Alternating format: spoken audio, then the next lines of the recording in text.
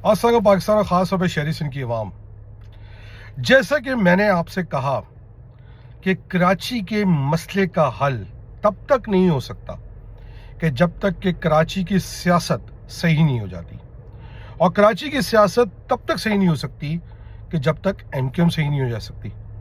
और एमक्यूएम सही होने से मेरा मकसद खुदा न खास्ता हरगिज़ भी ये नहीं है कि लंदन से करने वाला कौवा वापस आके सियासत में कूद जाए, बल्कि एमक्यूएम के अंदर रहने वाले अनासर अपने आप को सही तरह से कंडक्ट करें ताकि एमक्यूएम की सियासत सही हो और एमक्यूएम की सियासत की वजह से शहरी सिंध की सियासत सही हो। जैसा कि मैं आपको पिछले 8-9 किस्तों से जो मैं खालिद मकबूल साहब पे कर रहा हूँ, आपको इस बात का बार बार इंदिया देता आ रहा हूँ कि खालिद मकबूल की वीक लीडरशिप ने एमक्यूएम को वो नुकसान पहुँचाया है जो शायद अल्ताफ हुसैन की 22 अगस्त की स्पीच ने भी नहीं बचाया था। अल्ताफ हुसैन की 22 अगस्त की तकरीर ने तो सिर्फ एमक्यूएम को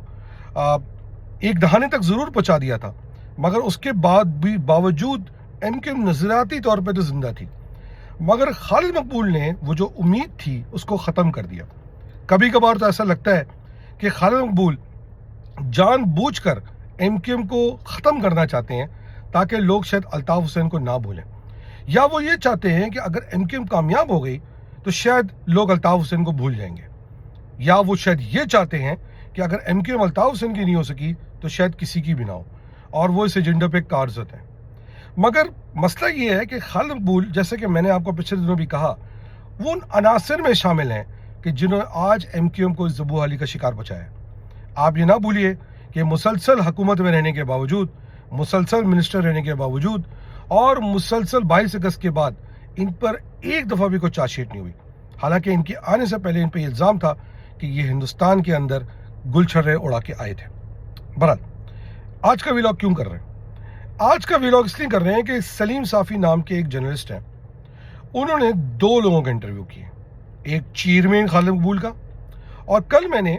मुस्तफ़ा कमाल जो कि एमक्यूएम के एक बहुत ही होनहार रहनुमा हैं, जिनके मुझ पर इल्ज़ाम है कि मैं उनको सपोर्ट करता हूँ, मैं आपको साबित कर दूंगा कि मुझे मुस्तफ़ा कमाल के अंदर क्यों एमक्यूएम के लिए उम्मीद नजर आती है। अगर आपने खालिद मकबूल यानी चेयरमैन साहब का, खुद साख्ता चेयरमैन साहब का इंटरव्यू सुना होगा, तो उन्होंने जो पिक्चर खींची सलीम साफ़ी के साथ, तो उनके मुताबिक तो सब अच्छा की खबर है, कोई प्रॉब्लम ही नहीं है, एवरीथिंग इज़ वेरी वेल। और बल्कि वो तो ऐसा लग रहा था कि वो एमक्यूएम को उधर से निकाल के ले आए हैं कि जो एमक्यूएम ख़त्म हो जा रही है और आज एमक्यूएम शायद बेहतर हालात में चल रही है, बल्कि उनकी मिनिस्ट्री ने तो चौके चौके पता नहीं क्या क्या मारना, सेंचुरियाँ मारनी शुरू कर दी हैं। नेज़ खालिद मकबूल एक अहमकों की जन्नत में रह रहे हैं। ये सलीम साफ़ी के इंटरव्यू में खालिद मकबूल का पॉइंट था। और आपको याद होगा कि मैंने एक पॉइंट और उठाया था कि खालिद मकबूल ने इस बात का शिकवा किया था कि अब एमक्यूएम नजरियाती नहीं, इसलिए क्योंकि जैसे पुरानी एमक्यूएम थी जो आग बंद करके अपने कायद के पीछे चलती थी, अब वो वाली एमक्यूएम नहीं है, बल्कि वो एमक्यूएम खालिद मकबूल से सवाल पूछती है कि भैया कर रहे हो।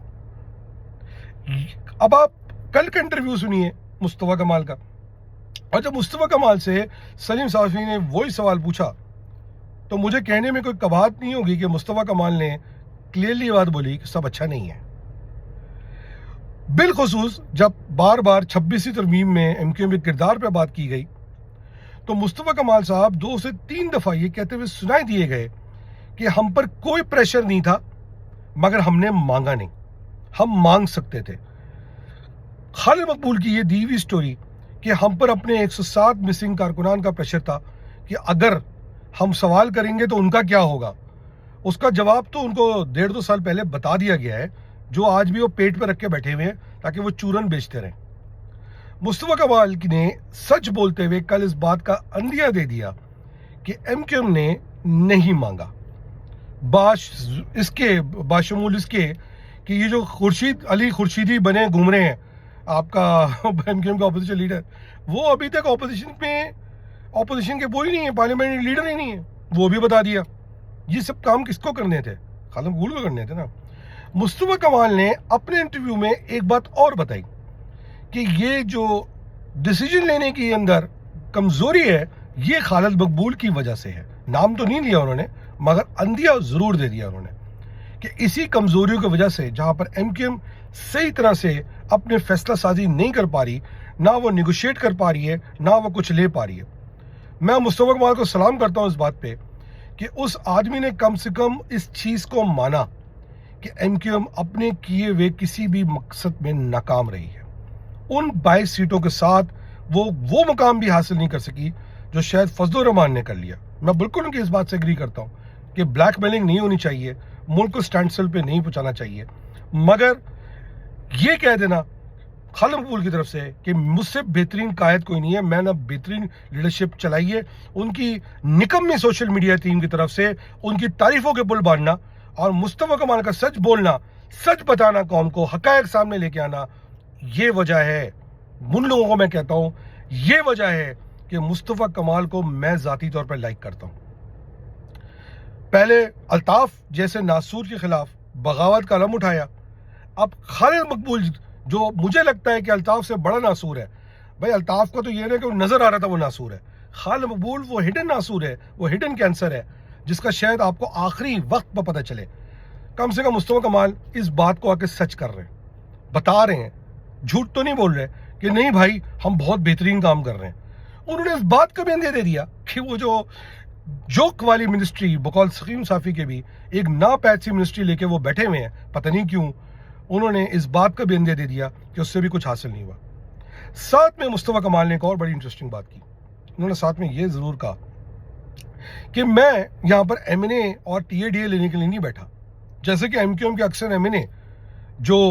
بن چکے ہیں یا ایم پی اے جو ہار بھی گئے الیکشن اور بننا چاہتے ہیں، جھوٹ بول بول کے سوشل میڈیا ٹیم کے خاص طور پہ بنے بیٹھے ہوئے ہیں، ٹٹو سالے، وہ نہیں بننا چاہتے. اور میں اس بات کی بھی رسپیکٹ کرتا ہوں. ہاں اس میں کوئی شک تو نہیں ہے کہ مصطفیٰ کمال نے تب چھوڑا تھا ایم کیو ایم کو جب وہ سینیٹر میں ابھی 6 مہینے بھی نہیں ہوئے تھے. یہاں پر لوگ بڈھے ہو رہے ہیں، چلا نہیں جا رہا، دانت جاری لگائے ہوئے ہیں، اور وہ ایم این اے کے ٹکٹ لے کے دوبارہ الیکٹ ہو کے جو نا وہ واپس آ رہے ہیں. یہ فرق ہے. اب آپ فیصلہ خود کریں. جب لوگ کہتے ہیں تو رام آ جائے گا مگر مصطفیٰ کمال کو ہم نہیں چیئرمین بننے دیں گے، اور ادھر وہ دیکھتے ہیں کیونکہ وہ خالد مقبول کے سسٹم سے خوش ہے. مجھے تو اب اس بات پہ یقین ہو چلا ہے کہ خالد مقبول یا اس کے ساتھ کے لوگ یا اس کے سپورٹر سارے کے سارے الطافی ہیں،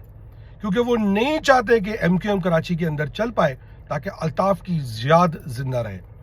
میں پھر کہہ چکا ہوں کہ یہ خالد مقبول کی جو میٹنگیں ہوئی ہیں لنڈن میں، جو اس کا پیش خیمہ ہے، جس کی وجہ سے آج تھوڑا پھڑپڑایا الطافیوں نے، مگر ہوا کیا؟ اب پیٹیشن لگاتے پڑ رہے ہیں کہ ہمارے گمشدہ افراد واپس کر دیں. مجھے ڈر یہ ہے کہ یہ گمشدہ لاپتہ نہ ہو جائیں. اسی لیے میں بار بار سمجھاتا ہوں کہ اپنی حرکتوں کو کنٹرول رکھیں. آخری بات امپورٹنٹ وہ یہ جو سمجھنے والی ہے، وہ یہ بات ہے کہ یہ بات کلیئر کر دی مصطفیٰ کمال نے، جو کہ میں بھی کئی دنوں سے کہتا آ رہا ہوں کہ کراچی میں اگر ایم کیو ایم نہیں ہوئی تو پی ٹی آئی، اور پی ٹی آئی کی مقبولیت میں کوئی ڈاؤٹ نہیں ہے. عمران خان آج ایک پاپولر لیڈر ہے.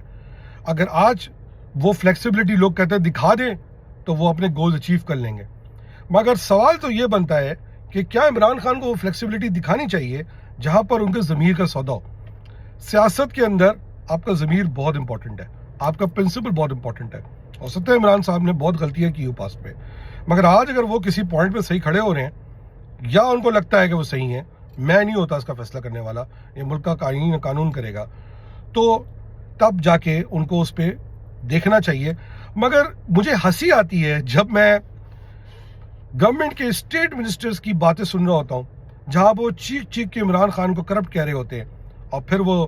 آصف علی زرداری کو اپنا پریزیڈنٹ بنا کے بیٹھے ہوئے ہوتے ہیں. بہرحال عمران صاحب سے سیاسی غلطیاں بہت ہوئی ہیں،